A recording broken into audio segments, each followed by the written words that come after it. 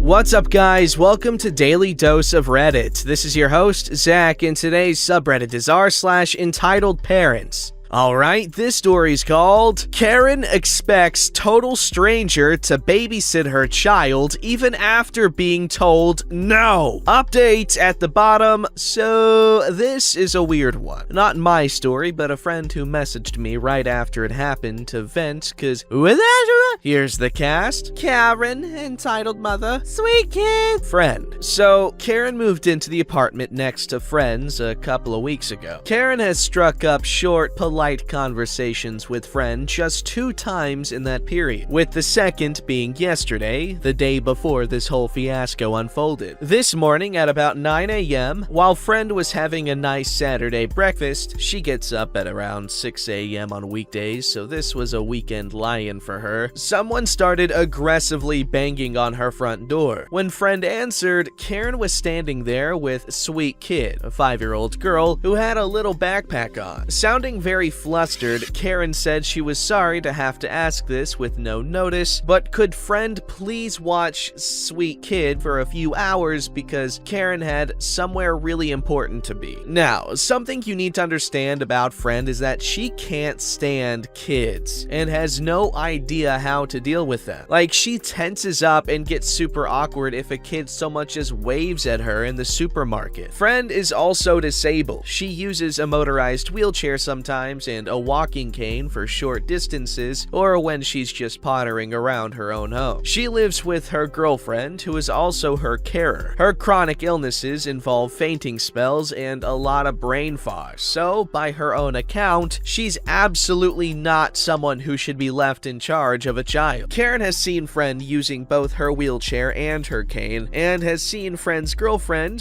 who was at work when this all happened, helping her in and out of their car. So friend responded with a firm no, explaining that her medical conditions meant that sweet kid would not be safe in her care and that she's not well enough at the moment to have any guests, let alone an unattended kid in her home anyway. Karen immediately flipped from pleading and simpering to hand-on-hand indignation, at this point accusing friend of faking her disabilities because, of course, if she can walk at all, then she obviously doesn't need a wheelchair, right?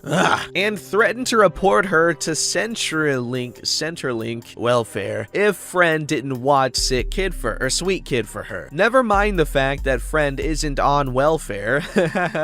Her girlfriend has a high-paying job, and friend works somewhere between part-time and full-time hours from home most weeks. She's a goddamn machine. I don't know how she manages it. Newsflash, not all disabled people are unable to work. Although, of course, getting employers to actually hire us is another matter, cause ableism. So friend basically said, I'm not on Centrelink, and I don't appreciate being blackmailed. Find another babysitter because I am not it, and closed her door. Karen kept banging on the door for a bit, but eventually left. About 20 minutes later, a friend heard a very faint, timid tapping on her front door. She said if she hadn't been so close to it, she probably wouldn't have heard it. She sighed heavily, having kinda already guessed what was happening. She opened the door, and there was sweet kid, who had clearly been crying, clutching the shoulder straps of her little backpack. She said very softly, Mommy said I could stay here today. Now, like I said, friend cannot stand kids, but even she said that sweet kid was an absolute darling all throughout this entire fiasco, and the most she ever did was cry because her mother is clearly a goddamn monster. Karen had driven off and sent sweet kid to friend's door, clearly thinking that if she left friend with no alternative, she'd just play along and babysit sweet kid for her anyway, especially since friend had literally no way of contacting Karen. Wrong. Friend escaped abusive parents at a young age, and this crap made her furious. She got sweet kid settled in front of the TV with a drink and some snacks snacks and called the police. Yeah, my neighbor just abandoned her 5-year-old daughter outside of her apartment, and the kid showed up at my door asking to come in. When the officers arrived, a friend told them the full story, and while they were appalled, she said they weren't surprised. One said, "You'd be shocked at how not rare this kind of thing is," which is honestly kind of the worst part of all this. The officers took Sweet Kid with them and were really sweet with her, explaining to her that she wasn't in any trouble and had done the right thing, and that they were there to look after her and find out where her mommy had gone. Friend found out later that they were able to contact Sweet Kid's father, who is currently working on finalizing a divorce from Karen, and was also appalled,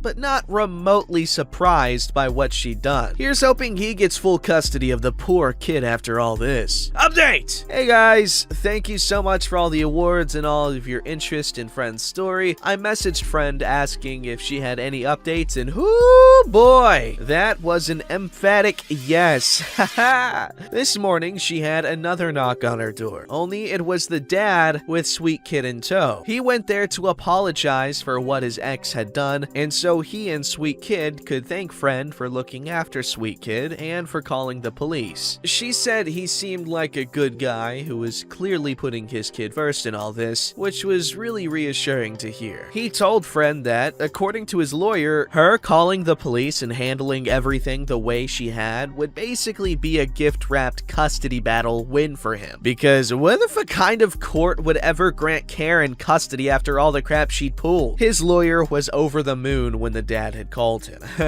Friend also asked Dad, what if it had been so important that Karen had abandoned her own daughter over it? You guys ready for this? It's so goddamn cliche. It was an appointment at a nail salon. She'd brought Sweet Kid several times previously and just demanded that the staff babysit her and refused to even acknowledge the kid during her me time. When she called yesterday morning to book a last-minute appointment, cause Karen's, the staff put her foot down and told her she could no longer bring her kid to her appointments and would be refused service if she did. The dad also said that Karen had shown up so late to the appointment that they'd refused to see her anyway. Again, cause Karen's. So she abandoned her daughter cause she wanted her me time, getting her nails done. The dad told Friend that me time is an excuse Karen uses to ignore her kid, basically anytime she feels like, "Do not talk to me during my me time," etc. The dad also asked Friend if she would be okay to help with his custody battle. He said he understood that her health isn't great and that his lawyer had said a written statement would be fine. He said while it probably wasn't essential since they had the police report, he wanted to have as much evidence on his side as possible, just to be sure. Of course, Friend agreed. Karen hasn't yet showed up at Friend's door to scream at her, so Friend's thinking maybe dealing with the police put some actual fear of consequences into her. We shall see. I will, of course, post further updates if I receive it. Damn, entitled parents need to be contained. The entitlement containment wave. It's an offshoot of the evil containment wave,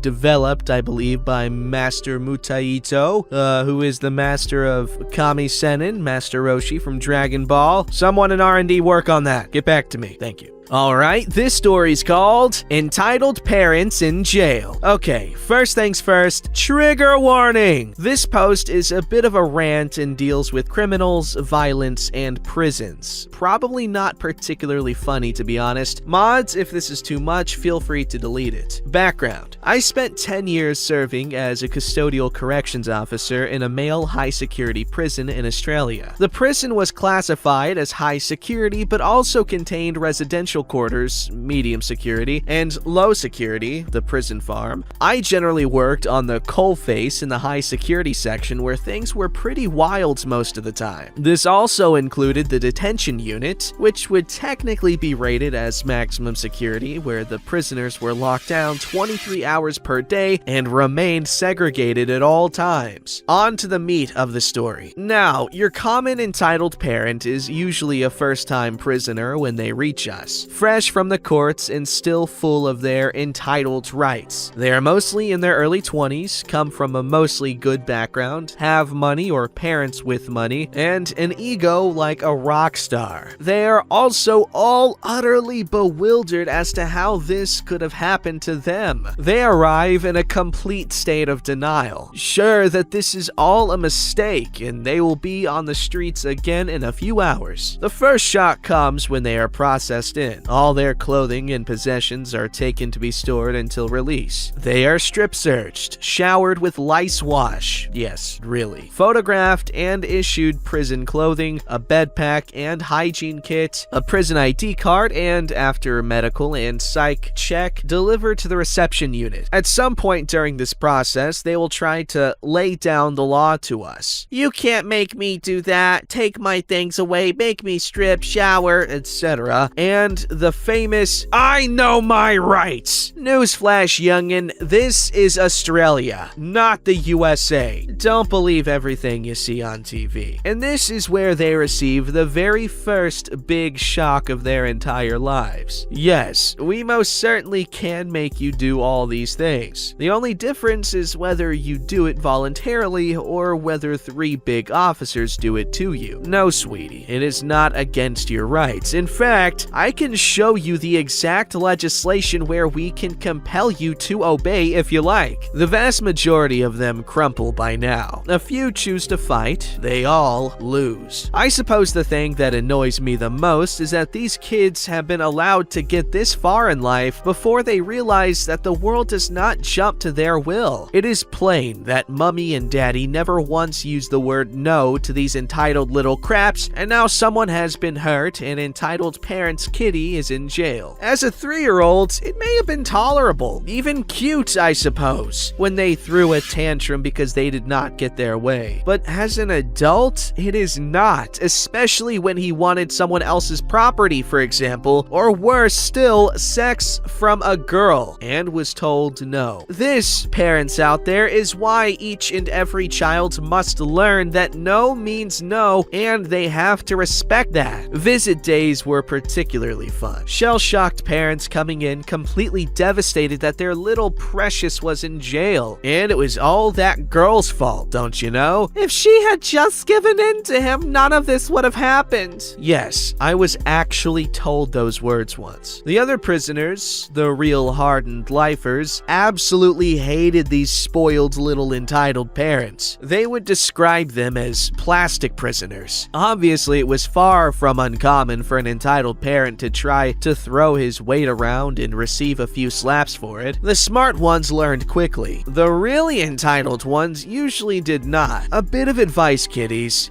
Do not ever threaten to take legal action against crimes involved with the organized crime rings. It will considerably complicate your remaining time on this planet. So in the end, some of them learn that they are not the center of the universe and there are consequences for their actions. A few don't, and we expect to see them again soon. Occasionally, some of the parents also learn they made a mistake and step up before their child's life is completely ruined. The thing that annoys me the most is that it is entirely preventable. If they had been raised as children to understand the rights of others and their own responsibilities in society, they would never have seen the inside of a cell. As officers, we frequently acted as mentors for a lot of the prisoners we felt had a chance at becoming good citizens. I never minded doing this. In fact, I am damned proud of the ones I helped to never re-offend. I guess I just found it infuriating that I was having to teach basic lessons in manners that parents should have taught at the age of 3. Okay, rant over. Happy to answer questions. Spread the word. OP,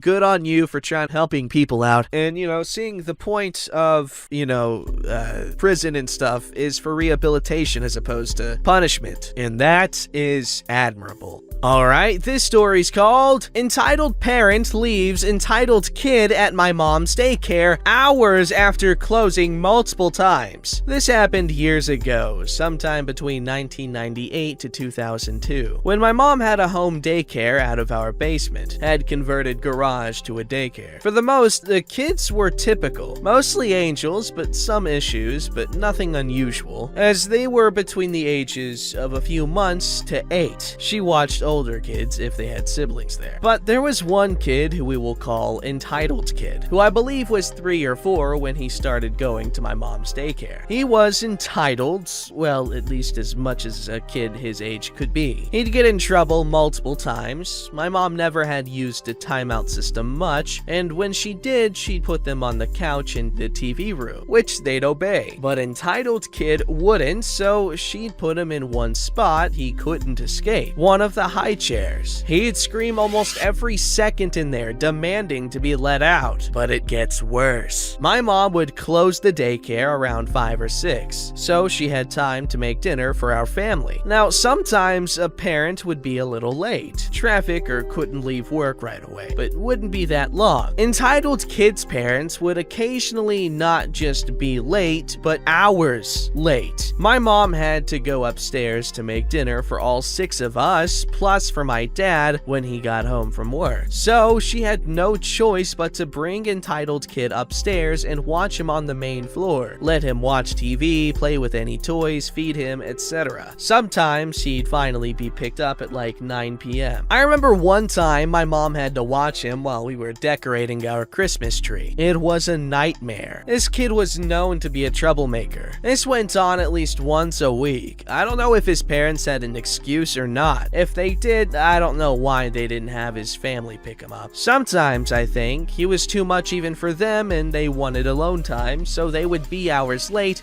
for a child-free home. Another thing, they were always late on paying my mom for her service, let alone the extra hours. They'd pay later or not at all. My mom, being a Christian, never complained too much. This went on for quite a few months till one day the kids stopped coming to my mom's daycare. I don't know if she finally had enough of them being late to pay and picking up Entitled Kid, or they just stopped coming on their own. Either way, my mom, for the most part, had peace again in the daycare. Kids being kids, and the last kid leaving on time or at a reasonable time. Looking back, we both agree Entitled Kid was the nightmare child. Like I said, all the other kids were angels for the most part. My mom even talks to one of the parents still, where the kid who started when they were less than a year old is now an adult. My mom never regrets having the daycare, but of course regrets having that one kid. Yikes. I remember, I think I went to a daycare thing when I was a little kid. There was this one kid, his name was Jeremy, but I called him Jeremy because I thought that's what I thought his name was. And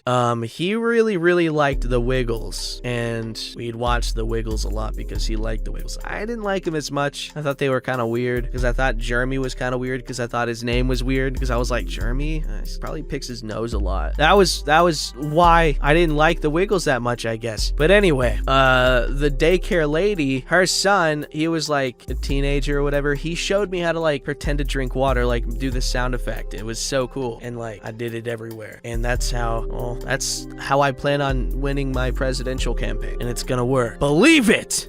Don't forget to like, subscribe, and hit that bell to never miss an episode.